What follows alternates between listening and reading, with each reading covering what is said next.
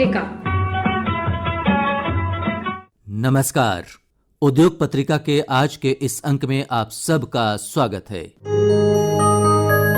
इस अंक में आप सुनेंगे मार्केटिंग में ब्रांड संचार की भूमिका और रोजगार के अवसर। आकाशवाणी के हमारे स्टूडियो में उपस्थित हैं विशेषज्ञ सुश्री गीता सिंह। आपको इस क्षेत्र में वर्ष की महिला उद्यमी और युवा नेतृत्व पुरस्कार से सम्मानित किया गया है। आपसे बातचीत कर रहे हैं दिलीप झा। उद्योग पत्रिका के अंतर्गत हमारे सुनने वाले जानते हैं कि हम विभिन्न उद्योगों, स्टार्टअप, एंटरप्रेन्योरशिप और खास करके जो सरकार की विभिन्न तरह की फ्लैगशिप योजनाएं हैं, किस तरह की पॉलिसी उद्योगों को लेकर के बन रही है, वैज्ञानिक अनुसंधान के साथ किस तरह के औद्योगिक स्टार्टअप आ रहे हैं, उन सब के बारे में अद्यतन जानकारी आप लोगों को देते रहते हैं। आज हम एक ब्रांड मार्केटिंग की बात करते हैं, खास करके कम्युनिकेशन को लेकर के कि किस तरह से एक सटीक ढंग से, मतलब प्रभावी ढंग से कम्युनिकेशन करने से किसी भी प्रोडक्ट की मार्केटिंग अच्छे से हो सकती है, लोगों तक वो सही ढंग से पहुंच सकती है और किस तरह से उसका एक ब्रांड वैल्यू बन सकता है। साथ ही हम ये भी बात करेंगे कि जो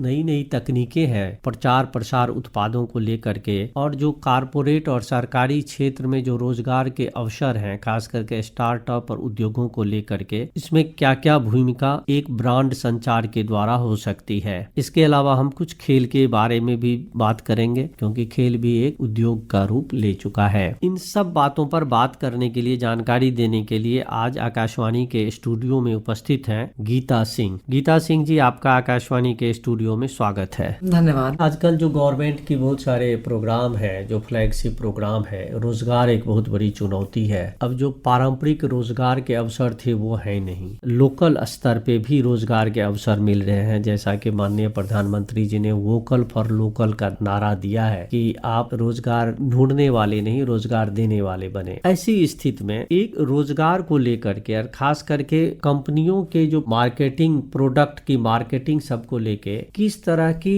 एक प्रभावी संचार व्यवस्था की जरूरत है और किस तरह से उनको कम्युनिकेट किया जाए कि कंपनी का भी फायदा हो, आम लोगों को भी उसके बारे में अच्छी जानकारी मिले। जनरली जो हम लोगों को पढ़ाया जाता है और जो हम लोग प्रैक्टिकली इम्प्लीमेंट कर रहे हैं इतने लंबे वर्षों से, जो आप देखेंगे कि बहुत सारे जो ब्रांड कम्युनिकेशन के तरीके हैं। जब हम ब्रांड कम्युनिकेशन बोलते हैं, बहुत वास्ट सब्जेक्ट है। तो वो कम्युनिकेशन आपके वीडियो के जरिए भी हो सकता है, वो कम्युनिकेशन जैसे अभी हम रेडियो पे बात कर रहे हैं, एफएम पे बात कर रहे हैं, इसके जरिए से भी हो सकता है। टीवी पे आप एडवर्टीजमेंट देखते हैं, उसके जरिए से भी होता है। अखबारों में जो आपके लेख छपते हैं किसी प्रोडक्ट को लेकर, या फीचर आर्टिकल आते हैं, कोई भी बात, जैसे अभी जीएसटी है, तो गवर्नमेंट ने जिस तरीके से जीएसटी को डिफरेंट तरीकों से समझाया है, किस तरीके से जीएसटी की दरें कम हुई है और उससे क्या फायदा होगा। तो आप देखिए, ब्रांड कम्युनिकेशन में वो कॉन्क्लेव का भी एक माध्यम है जिससे गवर्नमेंट और या आम लोग अपनी बात को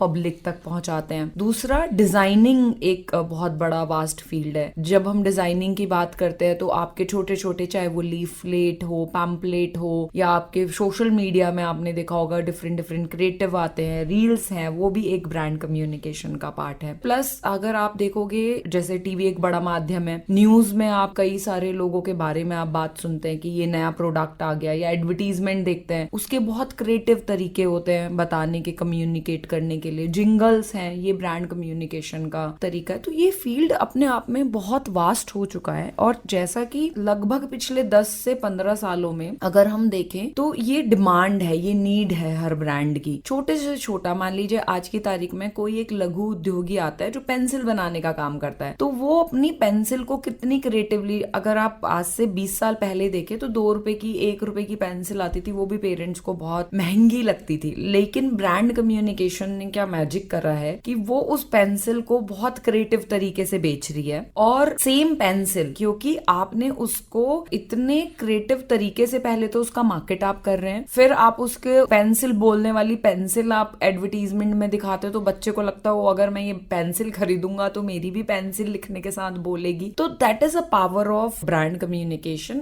और वो पेंसिल की कीमत को भी बढ़ाता है। मैं ये नहीं कहूंगी कि वो एक तरीके से लूट है या अदर चीज है जो एक कोई ब्रांड कर रहा है, बट नहीं, वो अपनी मेहनत का और क्रिएटिविटी का पैसा ले रहा है, क्योंकि एक ब्रांड एक क्रिएटिव एजेंसी हायर कर रही है, वो क्रिएटिव एजेंसी आपके ब्रांड ब्रांड के प्रोडक्ट को इनहेंसमेंट कर रही है। इनहेंसमेंट इन टर्म्स ऑफ कि आप किस तरीके से अपने कंज्यूमर को सर्व करें, क्या कंज्यूमर को किस तरीके से ब्यूटी, क्या कम्युनिकेशन होना चाहिए while doing the communication with your target audience, that what is brand communication job. And जैसा कि मैंने बोला, इसमें बहुत सारे स्कोप हैं। जैसे इसमें पहले आपने देखा होगा एक अखबारों में सिर्फ एक आता था कि कैरिकेचर आर्टिस्ट, अब अगर आप देखोगे तो कैरिकेचर के भी बड़े सारे रूप हो गए हैं। वो एक इलिस्ट्रेशन भी बना रहे हैं और ग्राफिक डिजाइनर का भी रूप ले चुके हैं कई लोग डिजाइनिंग में, और कैरिकेचर से अब आजकल मैस्कॉट डिजाइनिंग होने लग गई है, फिर उससे 2D 3D इस तरीके की चीजें डेवलप हुई। और अगर आप डेवलपमेंट देखेंगे ब्रांड कम्युनिकेशन में तो काफी ज्यादा है। पहले हम सटीक राइटिंग करते थे, बहुत स्ट्रेट फॉरवर्ड कोई बात करते थे, लेकिन आज की तारीख में आप देखेंगे कि एक कोई लैंग्वेज में एड बनता है, फॉर एग्जाम्पल अगर वो हिंदी भाषा में बना है, ड्यू टू सोशल मीडिया आप उसे सारी वर्नाकुलर लैंग्वेज, इंग्लिश तो आप अडॉप्ट करते ही हैं बाय डिफॉल्ट हिंदी के साथ, बट आप उसको वर्नाकुलर लैंग्वेज में भी कम्युनिकेट करते हैं ताकि आप सटीक लोगों तक पहुंच पाए। तो दैट्स हाउ ये फील्ड इतना बड़ा हो गया, इतना वास्ट हो गया। इसमें राइटर, इसमें डिजाइनर, इसमें आर्टिस्ट, इसमें आप कह सकते हैं ट्रांसलेटर, इसमें मार्केटर, इसमें सेल्स। तो इसमें अपॉर्चुनिटीज का जो स्कोप है, जॉब अपॉर्चुनिटीज का, वो काफी बड़ा है ओवर द टाइम पीरियड। आपने ब्रांड कम्युनिकेशन की बात की जी, मान लीजिए फ्रिज का ही एक ब्रांड है, बट उसको मार्केट में आना और उसका कुछ सेल नहीं हो रहा है। वो उसका प्रोडक्ट बहुत अच्छा है, उसके जो अंदर सॉफ्टवेयर है वो बहुत ठंडा करता है फ्रिज, उनके पास कलर्स भी बहुत सारे हैं, देखने भी सुंदर है, बट वो बेच नहीं पा रहे हैं। तो कैसे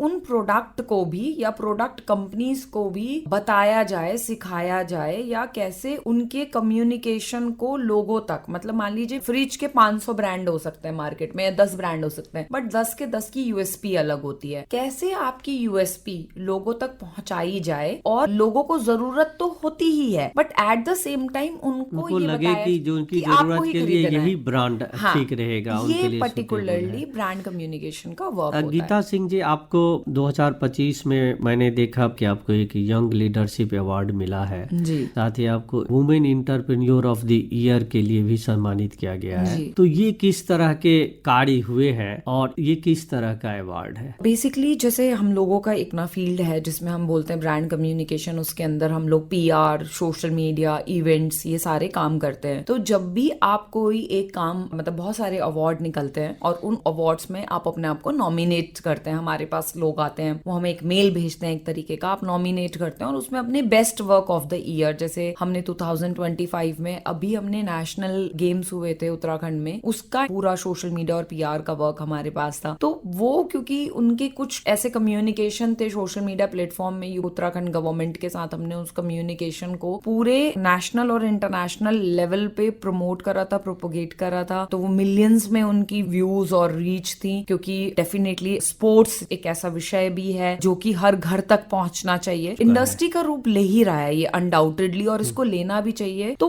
उसको अवार्ड पे हम आते हैं, तो उनको हमने जब एक अच्छा लेवल तक हमने उसको पहुंचाया, उसके संदर्भ में हमें ये अवार्ड मिला। फिर उसके बाद हमने इसी साल, आपने देखा होगा कि प्रयागराज में कुंभ का मेला जो था वो लगा था, उसमें हमने यूपी गवर्नमेंट के साथ मिलके खेल महाकुंभ 13 दिन का एक प्रोग्राम था, वो आयोजन करा। वो पूरा इवेंट हमारी कंपनी ने मैनेज करा था। कीड़ा भारती एक ऑर्गेनाइजेशन है, संस्थान है, NGO है, उनके साथ मिलके वो पूरा डिजाइनिंग कॉन्सेप्ट हमने योगी जी के सामने रखा, और योगी जी को वो कॉन्सेप्ट बहुत पसंद आया कि कुंभ में खेल का आयोजन, बिकॉज कुंभ में हम जनरली देखते हैं कि हमारे संत जन आते हैं, वो धार्मिक रूप से उसको मान्यता प्राप्त है। तो वो सारा, या कुछ स्टेट आते हैं वो वहां पर अपनी झांकियां लगाते हैं ताकि लोग जाएं और वहां रहें, रुकने की व्यवस्था हो। बट खेल महाकुंभ अपने आप में एक डिफरेंट जोन, डिफरेंट एक्सपीरियंस था, वो वहां हमने क्रिएट करा। वहां पर हमने आर्चरी, कुश्ती, कबड्डी इस फील्ड से लोगों को बुलाया, कलरी पत्थरू एंड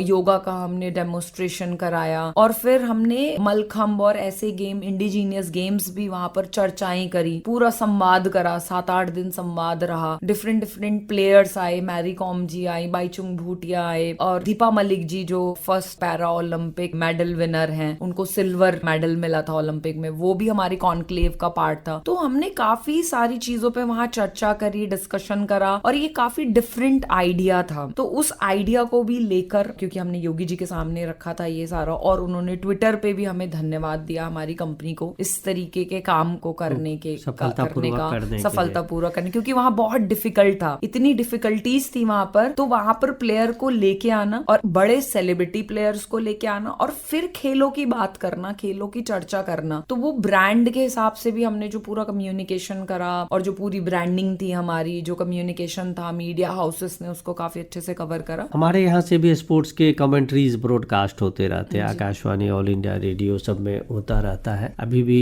वर्ल्ड कप चल रहा है। एक चीज बताइए कि इन सब उद्योगों में, खेल हो या कम्युनिकेशन हो, इस फील्ड में हो, रोजगार को आप किस तरह से देखती है? क्योंकि हमारे देश में क्या है कि पढ़े लिखे लोग तो बहुत है, लेकिन उनके पास पर्याप्त रोजगार नहीं है, या जिस तरह के रोजगार चाहते हैं वो नहीं है। तो ये जो फील्ड है जिसको आप इतने सालों से आप देख रही हैं, मैंने देखा 2012 से, तो ये बताइए कि आज ये स्टार्टअप और एंटरप्रेन्योरशिप आप कैसे इसमें आई और आप और लोगों को इसके लिए क्या बताना चाहेंगे? मैं साइंस स्ट्रीम से पास आउट हूँ। 12th तक मैंने फिजिक्स केमिस्ट्री में था, यूपी बोर्ड मेरा बोर्ड था, और मेरठ से मैंने अपनी 12th करी। फिर ग्रेजुएशन में हम लोग दिल्ली आए। मेरे पिताजी ऑलरेडी क्योंकि गवर्नमेंट जॉब में थे तो वो दिल्ली में ही थे। फिर हम लोग भी शिफ्ट हुए और मैंने मास कॉम करा दिल्ली यूनिवर्सिटी से। मैंने पॉलिटिकल साइंस में ऑनर्स करा है। सो उस समय जब मैं पढ़ाई कर रही थी तो तभी मैंने सोचा था कि एक दिन डेफिनेटली मैं अपना ही काम करूंगी। शिक्षा मेरा लेने का उस समय, क्योंकि आपको इंटर्नशिप करनी पड़ती है हर साल 6 महीने के अंदर। जब भी आप कोई भी इस तरीके का प्रोफेशनल कोर्स कर रहे होते हैं तो 6 महीने के बाद इंटर्नशिप होती है। तो मैंने बहुत जगह इंटर्नशिप और फिर काम किया है। एंड बहुत बड़ी कुछ कंपनीज हैं जिनके लिए मैंने ब्रांड कम्युनिकेशन का वर्क करा है, जो इंडिया एंड वर्ल्ड वाइडली काफी बड़ी अपने ब्रांड को रिप्रेजेंट करते हैं। तो उनके लिए और कुछ लोगों के लिए during my graduation and after my graduation I got an opportunity to work with all the organisation. उसी टाइम पे कहीं ना कहीं मुझे लगा कि जो मैं करना चाहती हूँ और वो जॉब में मैं नहीं कर पाऊंगी, उस तरीके से वो मेरा क्रिएटिव पार्ट नहीं निकल पाएगा, या पर्टिकुलरली जो मैं किसी भी ब्रांड को लेकर सोचती हूँ कि उस ब्रांड को इस तरीके से हम उसका कम्युनिकेशन रख सकते हैं, तो वो रिपोर्टर होके या जर्नलिस्ट होके नहीं हो पाएगा। तो कहीं ना कहीं जब आप एज अ रिपोर्टर या एज अ जर्नलिस्ट आप काम करते हो तो आपका बहुत वास्ट नेटवर्क होता है। आप डेली लोगों से मिलते हैं, बात करते हैं। और after college also I used to meet so many people जो इंडस्ट्री से हैं, इंडस्ट्री के बाहर हैं। एंड जब मैं जॉब भी करती थी तो उस टाइम पे भी I used to discuss with the people कि कैसे हो सकता है। जब मैं खुद इंटरव्यू कर रही होती थी लोगों का तो ये भी पूछती थी आपने कैसे किया, क्या हो सकता है। तो कहीं ना कहीं आप जब देखते हैं और आप पढ़ते हैं, फिर जब आप इंस्पायरिंग स्टोरीज पढ़ते हैं, मैंने रतन टाटा जी को पढ़ा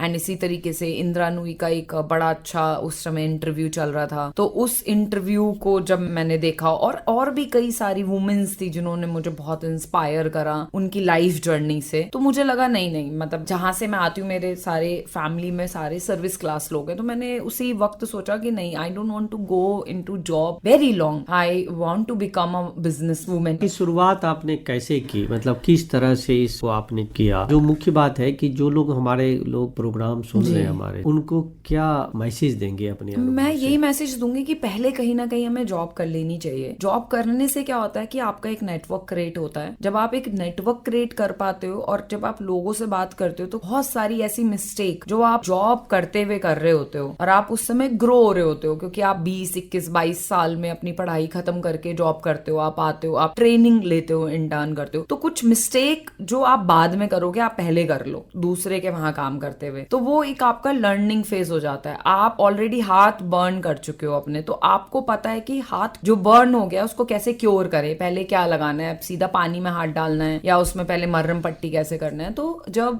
आप जॉब करते हैं तो आपको बहुत सारी चीजें पता चलती है कि मार्केटिंग क्या होती है, इस तरीके से मार्केट आप कर सकते हो अपने बिजनेस को, या आप कैसे लोगों से बात करें, कैसे आप चीजों को सेल करें, या मार्केट की डिमांड क्या है, आपको ये भी पता चलता है। क्योंकि जब आप कहीं पे भी जॉब करते हो आपका नेटवर्क बढ़ता है तो आपको बहुत जगह जाने की अपॉर्चुनिटी मिलती है। सीधा आप पढ़ाई करके अगर अपना कोई भी काम शुरू करेंगे तो उसके सक्सेस होने के रेशो मुझे नहीं पता कितने होते हैं, बट अकॉर्डिंग टू मी कि वो कम होंगे। तो मेरा यही कहना है कि पहले कुछ साल हमें किसी के अंडर में काम करना चाहिए और हमें स्टार्टअप में काम करना चाहिए तो ज्यादा बेहतर है। बड़ी कंपनियों से ज्यादा हमें स्टार्टअप में काम करना चाहिए, क्योंकि स्टार्टअप में आपको बहुत जल्दी बड़े रोल्स मिल जाते हैं और आपको छोटे छोटे रोल भी मिलेंगे। आप वहां पर झाड़ू मारने वाले भी आप ही हैं, लिखने वाले आप हैं, डिजाइन करने वाले आप हैं, कॉन्सेप्ट वाले आप हैं, बेचने वाले आप हैं। तो आप डायरेक्टली एक विजनरी इंसान के अंडर में काम कर रहे हैं, अपने बॉस के अंडर में काम कर रहे हैं। और जो भी आपसे ऊपर होता है, डेफिनेटली वो आपसे ऊपर इसलिए होता है क्योंकि उसके अंदर कुछ ना कुछ काबिलियत होती है। तो उसका जो 10 साल का या 15 साल का अनुभव है वो आप ले सकते हैं। तो मुझे ऐसा लगता है कि हमें स्टार्टअप्स में काम करना चाहिए। इनिशियली अगर आपका एक बड़ा गोल है, आप एक बड़ा कुछ अपने जीवन में करना चाहते हैं, अगर कोई 8 घंटे काम करता है, आपको 16 घंटे काम करना पड़ेगा, आपको 20 घंटे भी काम करना पड़ेगा to achieve that particular goal. And उसको समझना पड़ेगा कि कैसे इसकी डिमांड क्या है, इस पर्टिकुलर वक्त की डिमांड क्या है, या मार्केट में चल क्या रहा है, मार्केट के ट्रेंड को आपको पढ़ना बहुत जरूरी है। तो कोई भी जन जो नया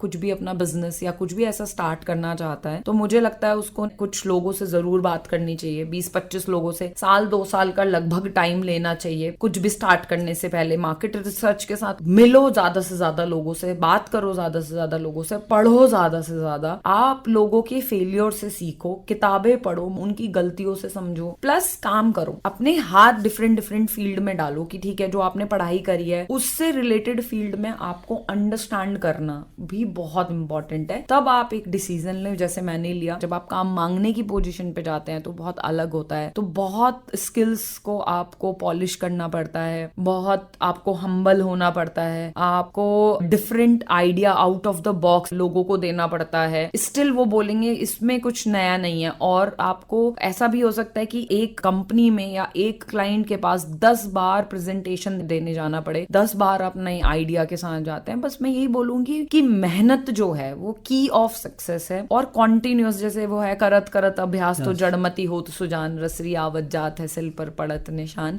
उसी तरीके से एंटरप्रेन्योरशिप की जर्नी है। आपको लगातार हैमर मारना होगा, लगातार आपको अपने फेलियर्स को एक्सेप्ट करना होगा। आप बार बार फेल होंगे बट बार बार आपको उठना पड़ेगा। कम्युनिकेशन स्ट्रेटजी को फॉलो करना है, बिल्कुल बैड कम्युनिकेशन को अवॉइड करना है, गुड कम्युनिकेशन की ओर जाना है, तभी आप आगे एक अच्छा अपना एक संपर्क बना पाएंगे। आपका संपर्क ही आपकी पहचान बनेगा, और फिर आप उद्योगों से, विभिन्न उद्योगों से जुड़ेंगे, और फिर आप खुद एक उद्योग को स्थापित कर पाएंगे। ऐसा मैंने जाना है आपकी बातों से।